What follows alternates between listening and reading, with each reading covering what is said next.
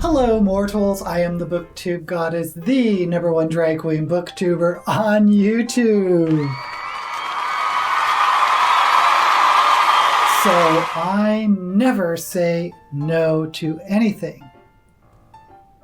I mean, I never say no to anything booktube related and try to volunteer where possible.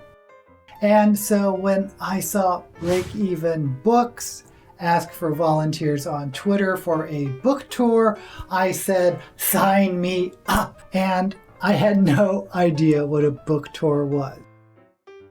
Anyway, I still don't really know what a book tour was, but he sent me a PDF of a book set to be published in August. And my job, if I chose to accept it,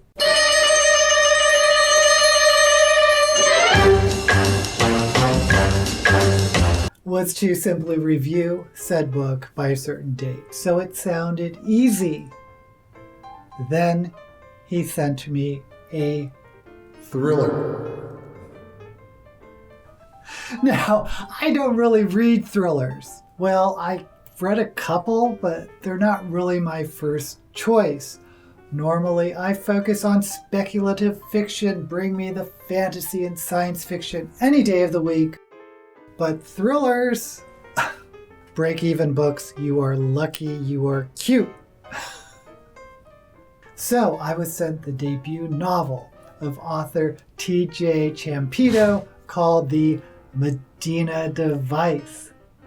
Now this was a very short novel, very short, like 70,000 words short. And since I read science fiction and fantasy, and a lot of fantasy, those novels start at 100,000 words going up, usually. But 70,000 words is about the average length, I believe, of a young adult. So no biggie, I figured I could read this, no problem. And I did read it, and I have some thoughts. First off, let's look at the book cover, because you know I love book covers from Shelve It or Shove It. And I looked at it, and am I crazy? But does this look like Gordon Ramsay? Also, there's an astrological chart on the cover. Some of you may have heard that at one time in my life I wanted to be a professional astrologer. So from this little itty bit of the chart, I can see Mars and Mercury in the second house, which is the house of money, which means whoever's chart this is may experience some volatile ups and downs financially, Mercurial and Mars. But it is also the house of values, so whoever this person is values strength and communication. Interesting, no? But guess what? Astrology has nothing to do with the Medina Device. Why the chart is on the cover, I have no idea. It should have been a map or something if they wanted to go that route. So there's that. Now right away I was relieved to find early on that even though this is the thriller genre, there's a big sci-fi fantasy element to it. Right away we get an archaeologist digging up a device, the Medina Device in South America. And it is apparently not native to the Incan civilization where they were excavating. So there's elements of Indiana Jones. And at one point, the main character says something like, "Who do you think I am, Indiana Jones?"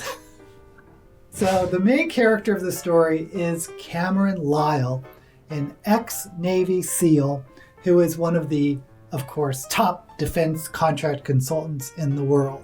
He's in his late 30s. Cameron, or Cam, also has a little club called the Huntsmen, who are a group of Robin Hood wannabes who steal from the rich and give to the poor. And this club has 3 members. It includes Cam, Cam's brother Michael, and Trip. Trip Montgomery is a hacker whose brother was a SEAL that served with Cam and was killed in action.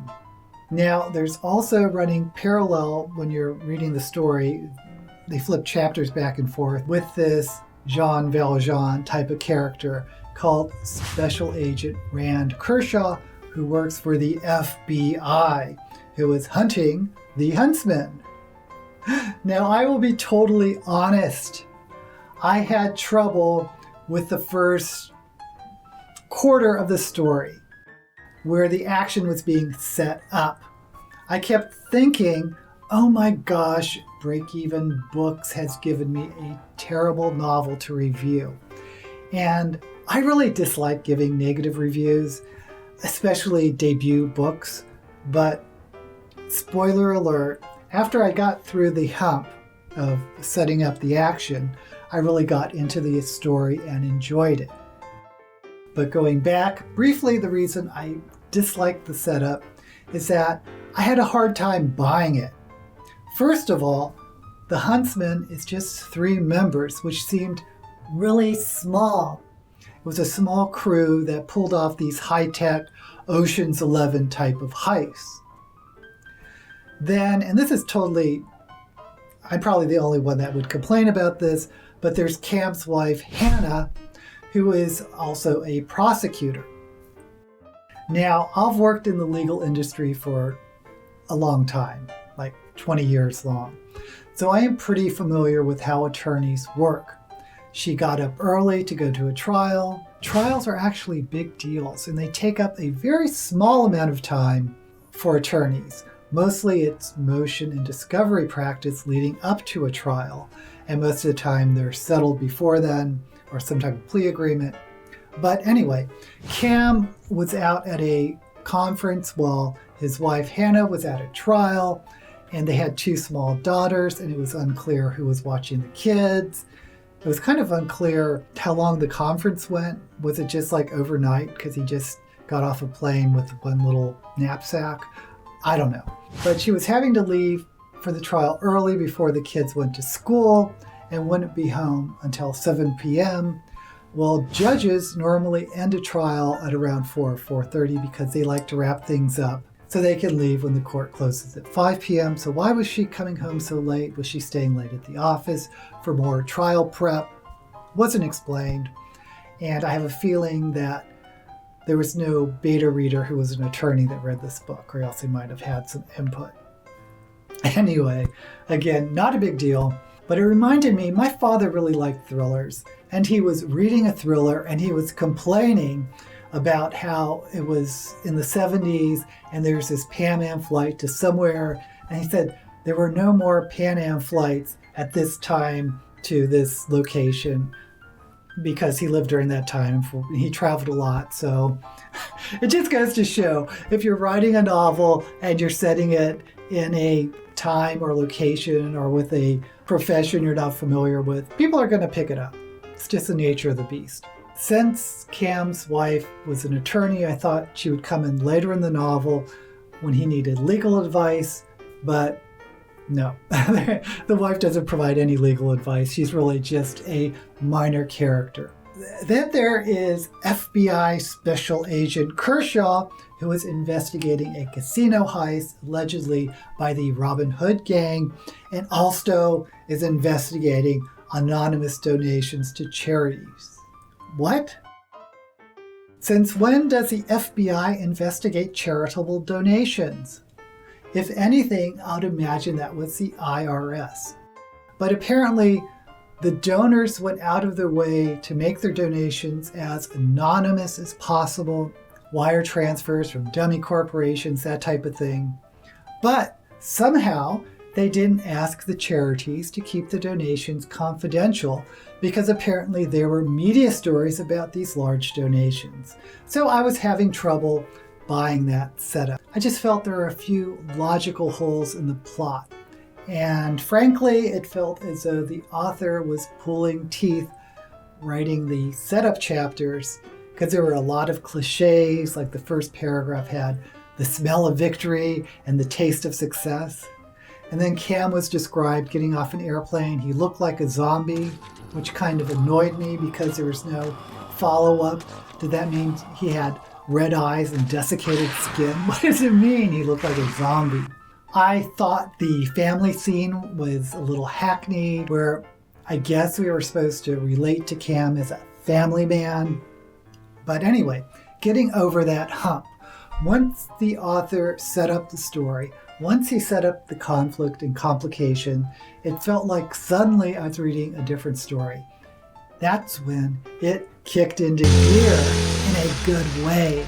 So briefly, the huntsmen were hired or blackmailed by a secret organization, an Illuminati type of society called the Knights of Medina, and they were hired to recover the Medina Device, which was absconded with by the CIA. Meanwhile, FBI agent Kershaw is also closing in on them. So we have 4 organizations. The huntsmen are heroes, the FBI, the CIA, who are really the bad guys, and this secret society, the Knights of Medina. Now, I really enjoyed the heist, which happened out on the open sea, and then it turned into a really high-octane chase, which pretty much was the rest of the novel. And I have to say, I really enjoyed the plot. The science fiction fantasy element was really neat, and it didn't play out quite as I expected, which is a good thing. So once I got over that initial hump, I found myself really enjoying the novel. Pure speculation on my part.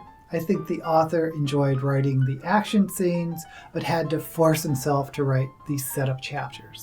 At least that's how it seemed to me. Now, I've talked before about pacing, about the need to put pressure on the main character to continuously drive the action forward, and that is what is done here. It is a fast-paced drive to the end, and again, the journey had a few twists and turns, which I thought was satisfying.